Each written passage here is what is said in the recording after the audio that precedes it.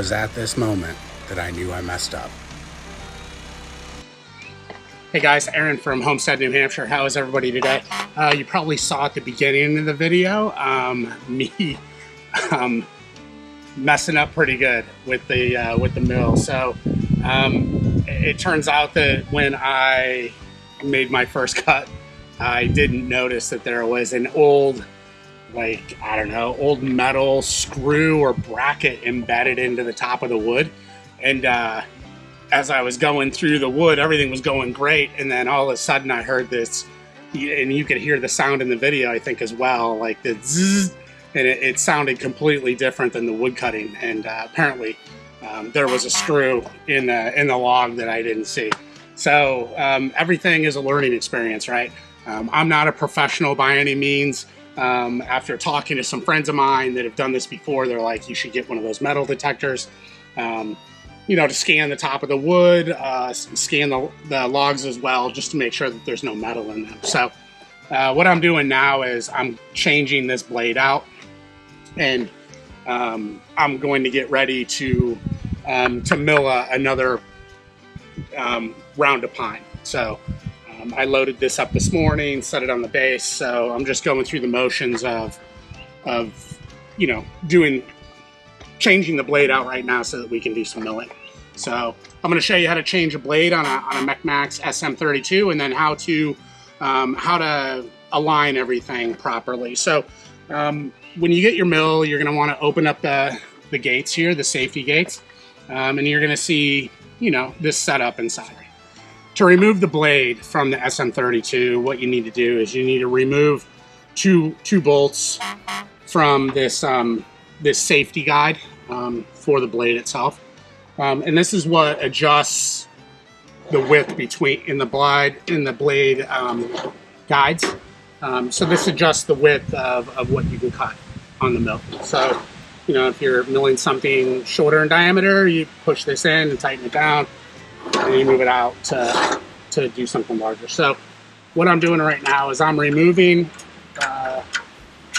the two bolts that hold this metal safety bracket in. So I'll get these out.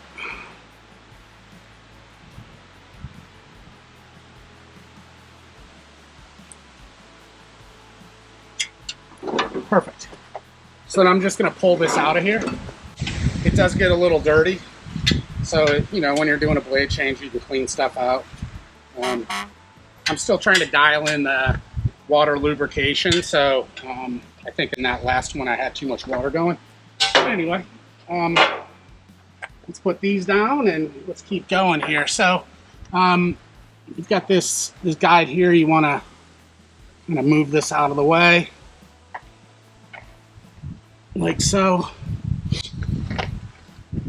You want to make sure that you removed all the tension from the blade itself. And then you can simply remove the blade, like so. Comes out just like that.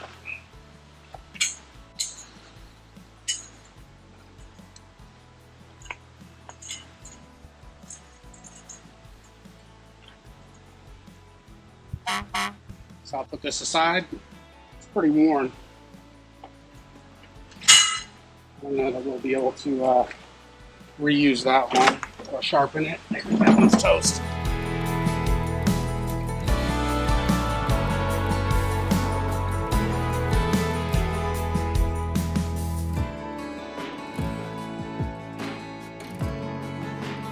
You can put it back in.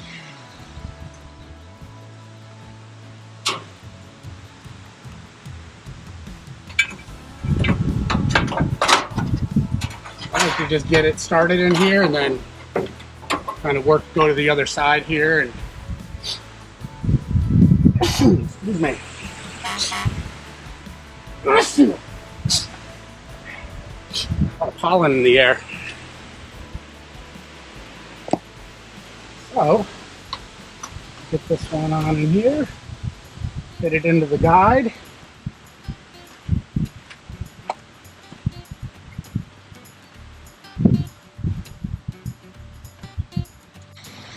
fit this one into this guide, like so.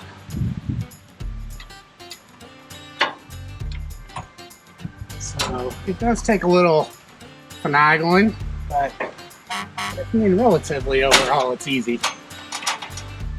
It's not hard, it's just you gotta make sure that you've loosened everything up and untensioned stuff.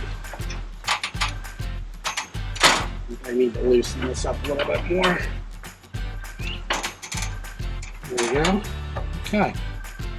There we go. So then I'll take some tension up on this thing, like so. What the manufacturer says is you want to make sure that the blade is about 3/8 of an inch off of this. So I'll go ahead and make those adjustments. I kind of feel for it now. This is the second time I've had to change a blade, so I make sure that the back trailing edge of the blade is flush with the back of the wheel itself. And that's 3/8 on this blade itself. And then I'll just take a little tension that way.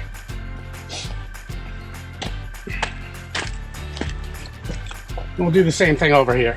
So let me see if I can, well, I got this one going. We can get you guys in with this.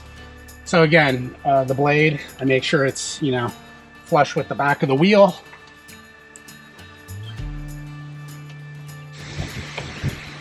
I don't want to have too much tension on the blade when I'm doing this, but I want to have enough that I can move it around. So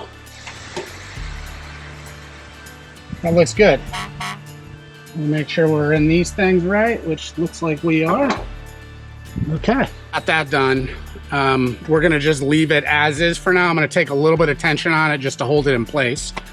Now it's not gonna move, and you can see it's on here pretty well. It's where it needs to be. So I'm just gonna take a little bit more tension on it, and I'm gonna spin it because I want to make sure that this blade here is staying on track with this, and it's even on the other side. If it's not, then we need to make some adjustments on the back. But overall, this thing is moving really well. So I feel pretty comfortable with that. So I'm going to add a little bit more tension and leave it set. Now we need to put the guide bar back in. So that's pretty simple. What we're doing is we're just sliding that back through here, and then not as bad now. Kind of a windy day out here today, but they're definitely dying off. Now we're getting big mosquitoes. So, and the pollen is out now too in full force. The trout pond has a big yellow film on it. So the fish are enjoying that. It's only in one half of the pond though. So, okay. So I'm just gonna get these tightened up, and we'll move on to the next step.